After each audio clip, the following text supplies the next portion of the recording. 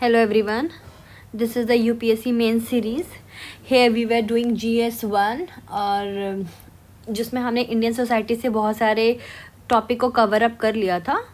हम we were doing family, जिसमें हमने शुरू किया था कि ग्लोबलाइजेशन का फैमिली पर क्या इम्पैक्ट है.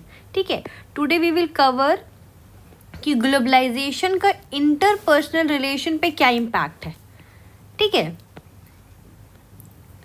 पहला पॉजिटिव, कुछ तो पॉजिटिव चेंजेस आया. जैसे पॉजिटिव चेंजेस क्या आया है, रिश्तों पे क्या पॉजिटिव चेंजेस आया. तो डेमोक्रेटिक डिसीजन मेकिंग, जहाँ पहले फैमिली के एल्डेस्ट मेल फैसला लेते थे, अब क्या है, सभी मेंबर को बुलाकर उनकी बातें सुनी जाती है. इवन बच्चों की भी चॉइसेस पूछी जाती है, बहू की भी ओपिनियन ली जाती है. So these are the positive things. ठीक है, इससे क्या हुआ, पॉजिटिव में डिग्निटी, एजेंसी, बेटर आउटकम आया. You can say the collective wisdom. ठीक है, एग्जाम्पल जैसे आजकल अब लड़कियां खुद करियर चूज भी कर रही हैं. ठीक है, पहले फादर डिसाइड करते थे इस चीज़ को. डाटा के अकॉर्डिंग अगर आप देखें तो NFHS 5 के according women who participate in household decision rose to 84%. Women who participate in household decision कितना रेट कर गया, 76% से 84% हो गया है. दूसरा चीज़ आप देखते हैं, इक्वालिटी इन रिलेशनशिप में इक्वालिटी आ गई है. हस्बैंड वाइफ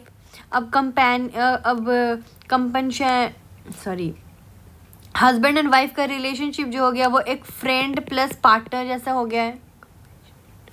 ठीक है, पहले हिरार्की बेस था, पति विल बी द सुपीरियर. अब म्यूचुअल रिस्पेक्ट हो गए हैं, शेयर्ड रिस्पॉन्सिबिलिटीज. एक सोशियोलॉजिस्ट था जिनका नाम था एंथनी गाइडेंस. इन्होंने एक टर्म दिया था प्योर रिलेशनशिप. ठीक है, ये रिलेशनशिप तब तक चलता है जब तक दोनों इमोशनली सेटिस्फैक्शन एक दूसरे को दे रहे हैं. समझ में आया. इसकी पॉजिटिवनेस भी है. पॉजिटिवनेस ये है कि बेटर मेंटल हेल्थ रहता है, लोअर डोमेस्टिक वायलेंस होती है. और निगेटिविटी इसकी ये है कि हायर डिवोर्स. कोई एक दूसरे से झुकना ही नहीं चाहता है. ठीक है, अगर कहीं पे भी कुछ कॉन्फ्लिक्ट होती है तो कोई झुकना ही नहीं चाहता है रिश्ते बचाने के लिए. सो आप डाइवोर्स रेट देखेंगे काफ़ी ज़्यादा बढ़ गया है, स्पेशली अर्बन एरियाज़ में. Better status of women, globalisation की वजह से वुमेन का स्टेटस काफ़ी ज़्यादा बेटर हो गया है.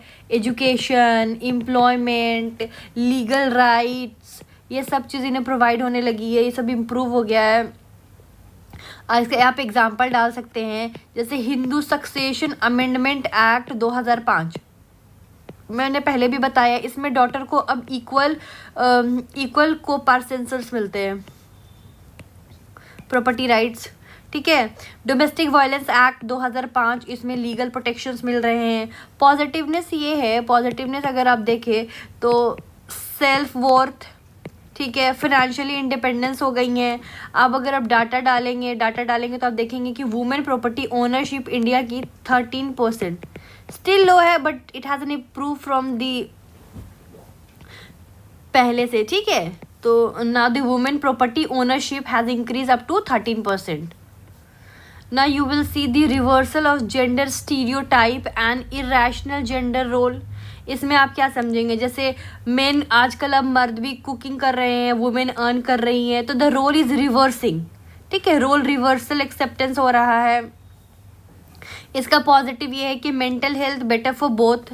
मिल के काम करेंगे तो दोनों का मेंटल हेल्थ सही रहेगा. ठीक है, नेगेटिव ये है सोशल स्टिग्मा. समाज बड़ा इसको गलत नज़र से देखती है. हाँ, मेरा बेटे से काम करवा रही है, इससे सब सुना ही होगा. अब मर्द घर में बैठेंगे, ये सब आपने सुना ही होगा. एग्जाम्पल आप डाल सकते हैं, कोविड लॉकडाउन, ये काफ़ी चेंजेस लाया है. Main did more house work in this time, so the attitude shifted. Next आते हैं, relationship with Keynes is not more frequent offline. ठीक है, इसको आप निगेटिव पॉजिटिव दोनों वे में भी देख सकते हैं. अब जो आप अपने रिश्तेदारों से मिला करते थे, ये कहीं ना कहीं ये चीज़ थोड़ा लिमिटेड हो गया है ग्लोबलाइजेशन की वजह से. अब व्हाट्सअप, वीडियो कॉल के कॉन्टैक्ट ज़्यादा मेंटेन होते हैं. पॉजिटिवनेस ये है कि distance does not break bond completely. ठीक है। लेकिन निगेटिवनेस ये है कि थोड़ा वीक टाई हो गया है, बच्चे थोड़े रिश्तेदार से कम रहते हैं तो वो कम पहचानते हैं। ठीक है। नेक्स्ट आते हैं आपको instant contact with love one and extended family online. ठीक है, instant contact with love one and extended family online. जैसे अब टेक्नोलॉजी जो है जोग्राफिकल बैरियर को इसने काफ़ी डिमिनिश किया है। ठीक है, अब जैसे दादी यूएसए में बैठे हुए पोते से भी ईजिली बात वीडियो कॉल कर सकती हैं। तो this is the positive thing. Family bond maintain, elderly less isolated, घर बैठे बैठे एवरी टाइम ही और she can call to their daughters and their son. Negative ये है कि screen time can not replace the physical presence. ठीक है, कनेक्ट बहुत अलोन, ये सारी चीज़ें हैं। अब क्या वैसे फैक्टर हैं जिसने चेंजेस लेकर आया है? तो सबसे पहले तो देखेंगे हम सोशल मीडिया एंड इंटरनेट। ठीक है, information exposure, mindset change, relationship expectation change. अब इसकी पॉजिटिवनेस मैं बताती हूँ। पॉजिटिवनेस ये कि अवेयरनेस अबाउट राइट के बारे में अवेयरनेस फैलाया गया, किसके? सोशल मीडिया के थ्रू। ठीक है, टॉक्सिक रिलेशनशिप को आइडेंटिफाई किया गया कि आखिर टॉक्सिक रिलेशनशिप होती क्या है। पहले लोगों को लगता था अच्छा सबके रिश्ते एक ही जैसे होते हैं, बट जो आजकल सोशल मीडिया यूट्यूब पर आप देखेंगे कि नहीं, रिश्ते अलग दूसरे तरीके से भी होते हैं। इसका निगेटिव भी इम्पैक्ट पड़ा है। निगेटिव इम्पैक्ट ये पड़ा है कि सोशल कंपैरिजन। अब लोग जैसे जो अपनी शादीशुदा ज़िंदगी चल रही है, अब सबकी स्टेटस एक जैसे नहीं होती ना। ठीक है, तो वो कंपेयर करने लगते हैं कि देखो उनका रिलेशन कितना अच्छा है, वो यहाँ घूमने गए, वहाँ घूमने गए, मुझे भी लेकर चलो। तो ये एक्स्ट्रा बर्डन कपल एक दूसरे पे डाल देते हैं। ठीक है, अनरियलिस्टिक एक्सपेक्टेशंस इनकी रिलेशनशिप में राइज कर जाती है। You can say Instagram versus reality. आप डाटा उठा के देखेंगे तो इंडिया में 700 मिलियन प्लस इंटरनेट यूज़र, तो वर्ल्ड लार्जेस्ट है चाइना के बाद। 700 मिलियन इंटरनेट यूज़र है। आप industry and urbanisation and globalisation, इसने किस तरीके से इम्पैक्ट डाला? इंडस्ट्री ने क्या डाला? पीपल ने फार्म छोड़े, फैक्ट्रीज की तरफ मूव हुए और क्या बन गया? Nuclear family. People leave farm, goes to factories and turn into the nuclear family. Urbanization, city lifestyle, privacy culture, individual space valued. Globalization आप देखेंगे, world as one market. World तो पूरी एक मार्केट बन गया जिसमें वैल्यू एक्सचेंज हो रहे हैं, then relationship, then model change. ठीक है, तो these are the things which is affecting. Next आप देख सकते हैं कि वेस्टर्न वैल्यूज़ किस तरीके से इन्फ्लुएंस कर रहा है। इंडिविजुअल राइट्स, ठीक है, romantic love, dating culture, divorce, all has come as an acceptable option. Western values, ये सारी चीज़ हमारे में बहुत कम हुआ करती थी। इसकी पॉजिटिव और नेगेटिव दोनों कॉन्सिक्वेंसेज है। पॉजिटिव आप देखेंगे तो कास्ट और क्लास बैरियर ये ब्रेक कर रहा है इन द रिलेशनशिप, और निगेटिव में आप देखेंगे तो loss of Indian family values, sacrifices, जो पहले सैक्रिफाइसेस होते this is also losing. Joint support system, this is also losing. ठीक है, next you can see the employment of women, economically independent हो रही हैं। ठीक है, पॉजिटिविटी यही है इनकी, एजेंसी, डिग्निटी, ये सारी चीज़ें। और आप डाटा उठा के देखेंगे तो for every 10% increase in women education, her 10% women education बढ़ रहा है, जिस वजह से डोमेस्टिक वायलेंस 8% घट रहा। ठीक है, ये वर्ल्ड बैंक स्टडी ने बोला ये बात। चेंजेस इन ऑक्यूपेशनल स्ट्रक्चर, इसमें आप देख लेंगे कि जो एग्रीकल्चर में काम करते थे, ठीक है, now they are moving to the service sector. ठीक है, एग्जांपल आप देख सकते हैं, husband IT company, wife teacher, different schedule, different social crisis अब आ रहा है। ये चीज़, इससे नेगेटिव इम्पैक्ट है। ठीक है, पॉलिटिकल प्रॉपर्टी, वुमेन को भी वोटिंग राइट्स मिले हैं, प्रॉपर्टी राइट्स मिले हैं, ठीक है, आप वही same example you can give Hindu succession act amendment 2005, ठीक है, CDU SACEDAW convention on elimination of all form of discrimination against women, this is an India ने साइन किया था, इसमें इंडिया सिग्नेटरी क्या है, convention on elimination of all form of discrimination against women. Positive ये है कि इक्वालिटी स्ट्रक्चर इंप्रूव हुई, नेगेटिव ये है कि प्रॉपर्टी टेंशन फैमिलीज रोज कर गया, ठीक है। तो ये सारी चीज़ थी। कुछ फंक्शनल चेंजेस भी आया है प्राइमरी और सेकेंडरी बेसिस पे। प्राइमरी में जैसे प्राइमरी फंक्शन जो पहले सिर्फ फैमिली करती थी, अब सेकेंडरी फंक्शन, अब एक इंस्टीट्यूशन भी ये चीज़ को कर रहा है। देखते हैं, समझते हैं कैसे।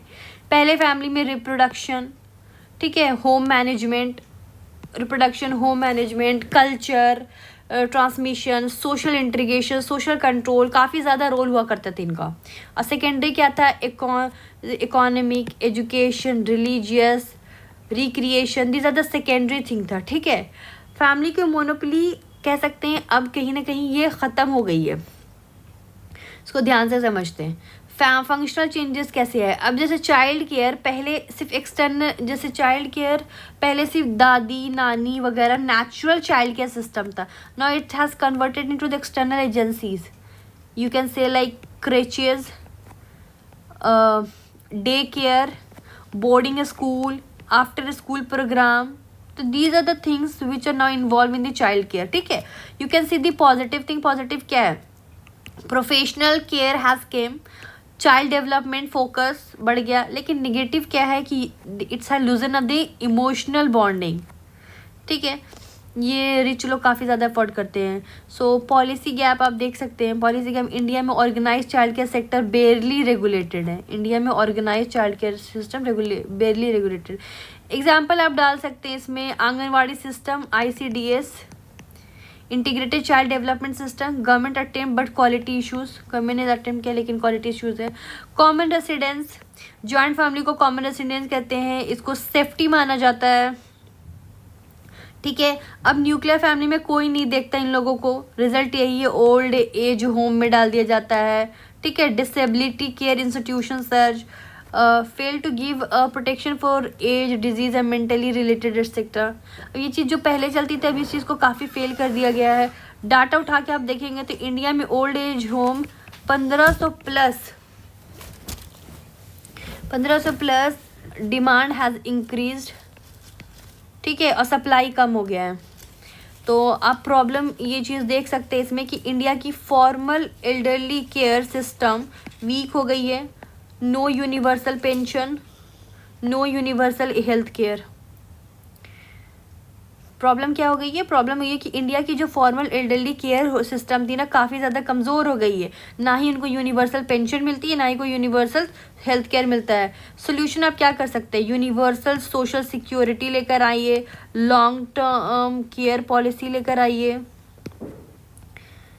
ये तो आपने देखा प्राइमरी फंक्शन। सेकेंडरी फंक्शन ये है कि economy function shifted to market economy, ठीक है, शिफ्टेड टू मार्केट। जैसे फैमिली पहले प्रोडक्शन यूनिट थी, खेत, दुकान, कॉटेज इंडस्ट्री, ये सब फैमिली करती थी। Now it has shifted to the market economy, कैसे, like for example maid, cook, repair service. तो you can see the positive and negative both thing. Positive you can say efficiency has increased, employment has increased, employment बढ़ी। लेकिन negative इसका क्या है, commodification, पैसे की बिना काम नहीं कर रहा कोई, ठीक है, लोनलीनेस, आइसोलेशंस वगैरह राइज अप हो गया।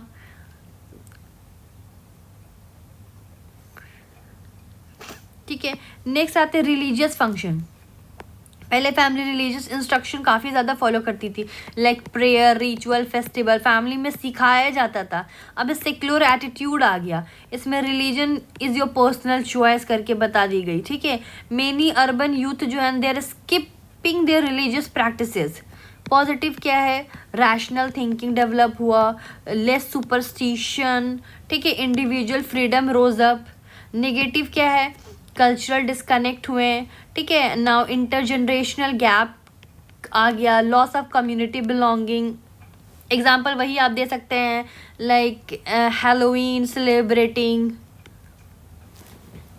ठीक है, and they are less knowledge about their Pongal, Lohri, ठीक है, ये सारी चीज़ें आप रिक्रिएशनल फंक्शन में भी देख लीजिए। पहले फैमिली इटसेल्फ खुद ही इंटरटेनमेंट करती थी, जैसे स्टोरी, दादी माँ स्टोरी सुना रही हैं, घर में खेल खेल रहे हैं, मिल के गाना कर रहे हैं, अंताक्षरी। अब ये सारी चीज़ें भी डाउन हो गई है। अब क्या शुरू हो गया है, pub, club, hotels, OTT। Positiveness ये है कि yes more option has came, social exposure, ठीक है, लेकिन नेगेटिव ये है कि less time spending with the family, ठीक है, फैमिली बॉन्ड वीकेंड। डाटा इसमें देखा गया है कि 3.5% लोग पर घंटा एक दिन में मोबाइल यूज़ करते हैं। So these are the things we have done.